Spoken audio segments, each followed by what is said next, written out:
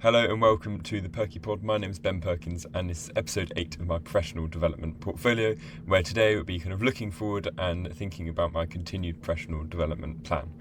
So thinking about what I've learned through this whole process of doing this professional development portfolio and this assignment, one thing is that making a podcast is actually a lot easier than I thought. The kind of setting up, creating kind of account on Spotify, Spotify creators and the recording process and everything, actually I think it's easier than I thought. There's still a lot involved, but I thought the kind of barriers to getting into podcasting would be more difficult than it is. So that's something that I have learned. And another thing I've kind of learned a lot of skills about kind of video editing and kind of podcast editing. I've done a lot of editing before, but using different softwares, including Descript, has been really important. And actually a really kind of new way of video editing for me, in the way you can kind of copy the text and delete the text, which actually then deletes parts of the video, which has been really, really interesting to learn.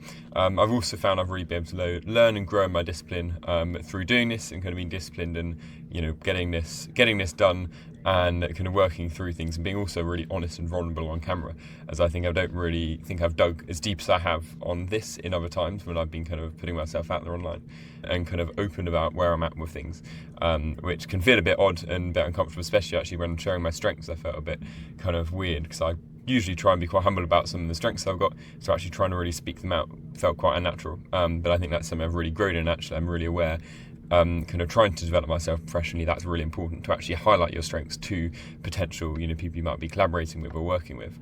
So that's something I've really learnt has been really valuable. I've also learnt preparation is really key. When I've done some of these podcasts and I've not really prepared what I'm going to be talking about much, I found I can kind of go off on tangents, waffle a bit, and it's gone on much longer than it should have. But when I've been really well planned and concise, I've found I've had a much better result. So that's something I've really learned as well. Through this process, I think I've also highlighted some of my strengths in the fact I'm willing to be open and honest and vulnerable online, as I've mentioned, and also my kind of creativity and empathy can really come through that, as well as kind of my, I think, communication skills I've learned and I've grown in the understanding that actually I'm pretty strong in my communication and the way I kind of draw alongside people and talk with people. I think that's something that's been highlighted through this process, but also some of my weaknesses have definitely been highlighted with my kind of trying to be overcommitting to things and struggling with kind of balance and boundaries of how much I can do in a time I've got, and also perfectionism and trying to do things perfectly, which actually then held me back from doing what I want to do really well, kind of tying in with the 80-20 rule,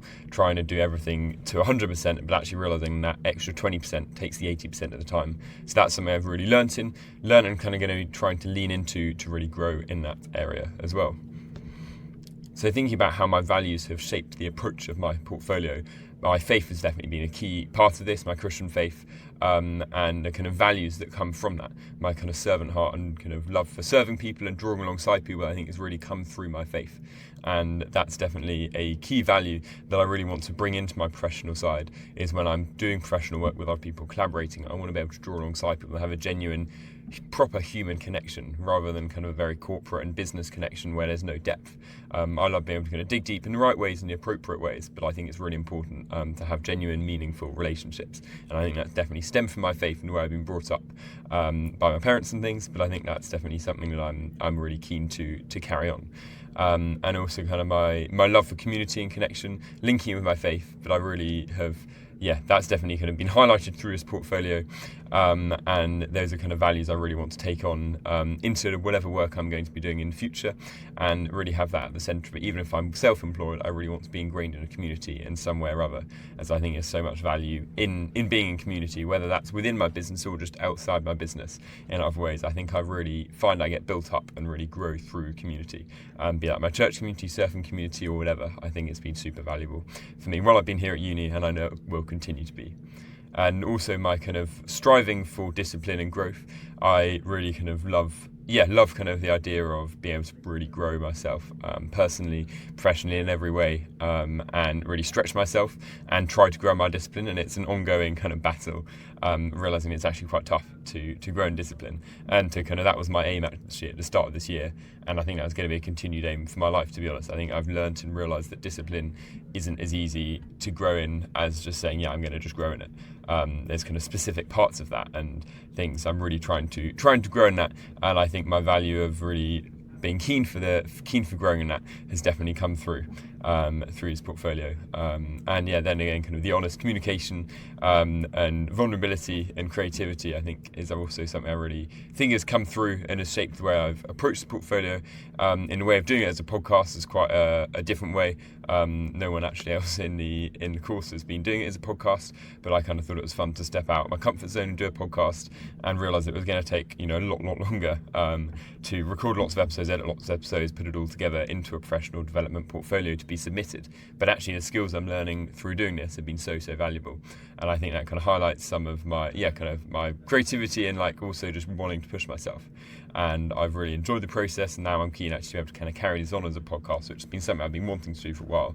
So it's really nice to be able to use this assignment to kind of bounce off into this new podcast that will hopefully be carrying on for a little while. And I've got a variety of SMART goals for a variety of the different areas I've mentioned, and I found it really important to do SMART goals, being really specific, measurable, having achievable goals that are genuinely relevant, and having kind of time boundaries for them as the SMART acronym goes by has been really important in having kind of genuine goals that are actually achievable and doable, rather than kind of setting some that aren't realistically going to happen. So I found that has been really valuable in this process, and I'm kind of excited to be able to carry on using SMART goals following this assignment. SMART goals is definitely going to help me stick to my goals, but on top of this, kind of time blocking and being really realistic with that is something that's really helped me.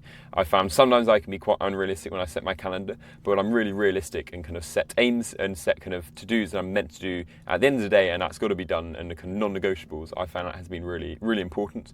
And also kind of keeping friends accountable to doing certain amounts of work has been really important. Kind of saying you're going to do this amount of work by this time, and having that accountability really helps, because you're not only doing it for yourself, but you're also doing it because you said you'll do it for someone else, which I found has been really valuable. And thinking about kind of what happened if I kind of have setbacks or dips in motivation for this podcast, and generally, I think reminding myself why I'm doing this and taking kind of a step back in those situations I found has been really helpful. I've definitely, through this podcast, I've sometimes been thinking, why am I doing this? I don't want to carry this on. But actually, when I really take a step back on why I'm doing it and thinking about, does it align with my values? Is this where I want to take, is this what I want to do going onwards? That's then helped me kind of put everything back into perspective. And I find not kind of having one moment define your thoughts. I find thinking about my motivations when I'm in lots of different headspaces has been really important to really help me understand what my genuine motivations are and where I'm genuine at with it, rather than just taking one thought and kind of extrapolating that into my kind of overall thoughts for this project I'm doing, Perky Pod, but other projects as well. And other kind of habits I've realised I need to change. I think I need to slow down in a lot of ways, whether that's slow down when I'm speaking, taking more time to break when I'm speaking on a podcast like this. I've often been saying ums and ahs quite a lot, and I've been realising that actually I need to kind of cut that out and be a bit slower as I talk, but also in my life generally, slowing down and giving myself more time to kind of reflect on where I'm at, more time to plan and things, as I've definitely found myself trying to be too busy and cramming too many things. I think having a sustainable balance is something I really want to try and grow into, and be in a place where I can be confident and I can carry on doing what I'm doing at that level, rather than being so busy that I know I'm kind of hitting a brick wall in time with kind of burnout things. And thinking about where I am now compared to where I used to be, I'd say I've really gained skills and confidence in my kind of presenting. Even though it's kind of just presenting to camera, I've definitely grown in my confidence in public speaking, and trying to kind of cut out some of these ums and ahs, and I'm still very much aware that I'm doing that a lot, but I definitely think I'm doing it a lot less than I was at the start. And actually taking time to kind of pause and give myself breaks while I'm talking is somewhere else I'm kind of growing in, and trying to gain more confidence in doing that. I also kind of see the podcasting opportunity in a slightly different light. Now I've been making these 8 episodes and also some additional episodes alongside this. I've really learned that actually it is easier than I'd expected to kind of set up a podcast and do it, but also it's kind of, there's a lot of faff involved in many ways. The kind of technology can fail, things can take a bit longer. So I've definitely learned lots in that way, but that's definitely made me want to kind of carry this on and really kind of take this on and be able to kind of have more conversations and guests involved, so I can really kind of grow this podcast and grow the people, grow myself through the conversations I'm having with people, being able to share that with others, so hopefully others can grow through listening to the podcast as well. I've kind of showcased some of my strengths. I've not necessarily backed it up with kind of credible information saying, I've done this, which backs up, say, some of my strengths and achievements. And with the achievements as well, being really specific about what those achievements are, rather than being quite vague. So I think in some cases I've been quite vague about some of the achievements, rather than, again, being more detailed and telling people exactly what I've done, why I've done it, and why it's relevant. As well as some of my aspirations, and showing kind of how they work in practice. Some of the feedback I've had has shown that kind of I've got aspirations and I've been sharing them, but I've not been good at necessarily saying where they come from and kind of how they can actually kind of be used to help me reach my goals. So now my final thought is thinking about what kind of person I actually want to become and whether my professional development plan going forwards is helping me become that person. And I would say it is. And I think that's because I've got a clear plan going forwards with the way I want to develop myself professionally. And that's going to be grounded in my faith, and having that at the centre of everything I do, but also being able to kind of clearly communicate all that I'm doing kind of honestly, openly, and being vulnerable about that, and being there to kind of support others through through their journeys as well, and setting really clear boundaries on what I can do and what I can't do, so I have a sustainable balance of what I'm doing. And I'm really kind of aiming to, going forwards, to be really disciplined with what I've got to do, but not so rigid that it doesn't allow flexibility for various other things that might come. And I want to be really intentional with what I'm doing, but not rushed, as I find I definitely can rush some things and not really give it the time it needs. And also allowing kind of creativity time to kind of work, and give that time to be able to kind of work on different ideas and projects, rather than not giving that the time and space. So I think creativity really needs that to really flourish. And the one kind of most important thing for me, I think, is just connections with people, whether that's kind of through my friendships, through youth work, family stuff. That's kind of the most important for me, and kind of tying that into my professional development plan and kind of being able to grow professionally while prioritising that, I think for me is really important. As much as I love business and that side of things, I think to me family and friends do come first. So I really want to kind of make sure they are at the centre of my life, and then I can work my professional development plan around what is most important for myself. Which then means all of this isn't just kind of a university assignment kind of checkbox activity, as some of these things are, but actually something that is really shaping me to become who I want to become, which is something I'm often quite reflective and critical on. So it's awesome to actually be able to do that in an assignment situation and really apply kind of the professional side with my personal growth, which I've really enjoyed being able to do in this project, and really thinking about kind of how I can build my future and build myself to be the person I want to be really intentionally. So that kind of concludes this episode and this series of my professional development portfolio plan. And I think it's been an awesome time to kind of reflect on some of the areas where I'm trying to grow professionally. There's been a lot of kind of openness on it, and quite a different kind of format to a lot of the podcasts I'm hoping to do in the future.